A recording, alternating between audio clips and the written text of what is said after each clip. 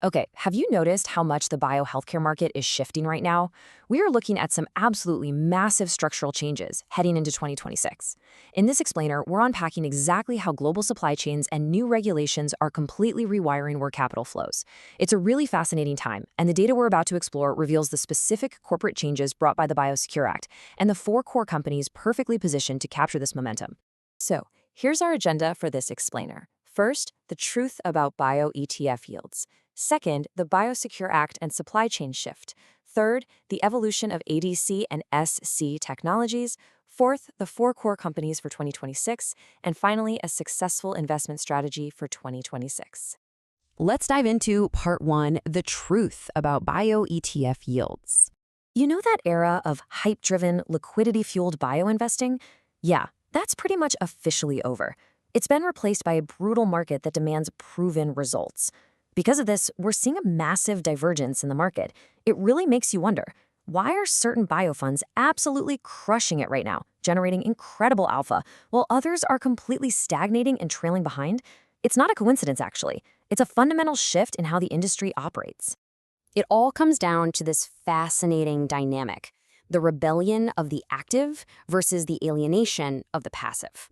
Think of active ETFs, like Timefolio K Bioactive and Samsung Coact, as agile hunters. They actively select high-growth tech transfer stocks and react instantly to new clinical data. Passive ETFs, though, well, they're kind of stuck in a market cap trap. They move like a slow cargo ship waiting for delayed, semi-annual rebalancing, which means they often miss out entirely on the explosive early gains of new platform biotechs. To put that into perspective, take a look at a traditional passive ETF. Nearly a quarter of its weight might be tied up in a maturing business like Celltrion's biosimilars. And sure, they are a giant in the industry. But tying so much weight to sheer market cap means the passive fund dilutes the explosive new economy of next-generation drug platforms with the old economy of traditional pharmaceuticals. Moving on to Section 2, the Biosecure Act and the supply chain shift. This brings us from financial mechanics straight into a real-world geopolitical earthquake. The clock is literally ticking on the U.S. Biosecure Act.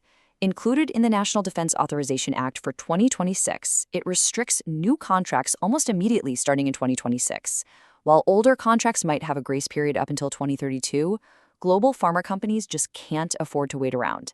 They have to find non-Chinese manufacturing partners right now. And this is where the corporate changes brought by the Biosecure Act become incredibly real. This isn't just some political talking point on the news. We are watching a forced, massive relocation of capital, production, and clinical supply away from previously dominant Chinese companies like WuXi AppTec. For anyone watching global trade, this is a monumental shift. It's creating immediate, trickle-down benefits for companies that are ready to step up and absorb that massive global demand. Section 3, the evolution of ADC and SC. Beyond the geopolitics, the market is aggressively pricing in two major technological leaps that are completely redefining patient care and corporate valuations. First up is ADC, or antibody-drug conjugates. Think of ADCs as a biological guided missile.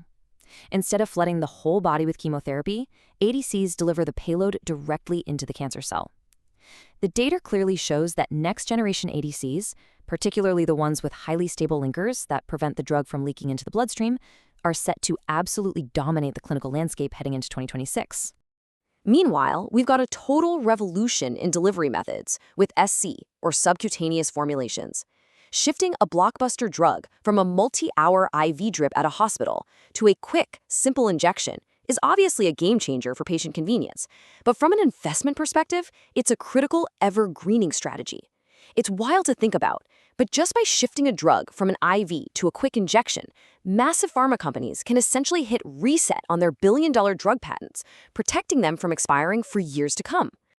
Section 4, the four core companies for 2026. All right, we've looked at the ETF landscape, the geopolitical shifts, and the technological leaps. Now, let's get to the main event. We are looking specifically at the corporate changes brought by the Biosecure Act and the four core Korean companies uniquely positioned with deep structural moats to profit from these exact macro shifts. These aren't just random picks. Samsung Biologics and Binax are fundamentally positioned to ride the Biosecure wave and capture that massive supply chain exodus. On the tech side, Alteogen is dominating the SC tech space, while Ligakem Biosciences is setting the global standard for next-generation ADC platforms. Just imagine this scale for a second. 784,000 liters. That is going to be Samsung Biologics' unrivaled global capacity once their massive fifth plant completes in early 2025. By building this supergap in manufacturing scale, they become the absolute ultimate destination for global pharma fleeing those Chinese mega manufacturers. 2026 will be the year their sheer economies of scale translate into maximized profit margins. Next up is 71%. That's the massive projected revenue growth consensus for Binax in 2026. While Samsung handles the mega orders, Binax is perfectly positioned to absorb the crucial mid to small tier clinical batch orders. This is a direct trickle-down benefit of the corporate changes brought by the Biosecure Act. They're already receiving numerous proposals from U.S. clients who are rapidly shifting their biotech demands away from China. Moving over to technology, 253%. That represents Alteogen's recent year-over-year operating profit explosion. It is genuinely amazing to watch a company successfully transform from a typical cash-burning biotech into a global pharma powerhouse. With Merck's Keytruda SC version anticipated for commercial launch around late 2025, Alteogen is about to be fueled by exponential, recurring SC royalty cash flows. And 2.2 trillion won. Let that number sink in for a second. That is the staggering size of Ligakem Biosciences' technology transfer deal with Johnson & Johnson. This massive upfront cash injection proves their proprietary conjugate ADC platform, which reduces toxic side effects by keeping the linkers stable in the blood, is setting a brand new global standard. Crucial Phase 2 data from this partnership is expected by early 2026. Finally, Section 5, 2026 Successful Investment Strategy. So how do we actually synthesize all these insights into a cohesive game plan for the coming year? The research points strongly away from following broad, passive bio-hype that just buys the biggest names regardless of their actual growth trajectory. Instead, the focus shifts entirely to companies with those genuine technological or geopolitical moats we just explored. To execute this, the data suggests looking toward agile, active ETFs as your primary vehicle, since they can instantly rebalance based on real-time clinical data and geopolitical news.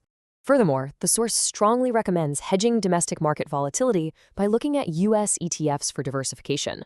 This could mean looking at the stable XLV offering low volatility and dividends, the steady growth of IBB, or maybe the higher risk, higher reward XBI from mid-cap biotechs driven by M&A.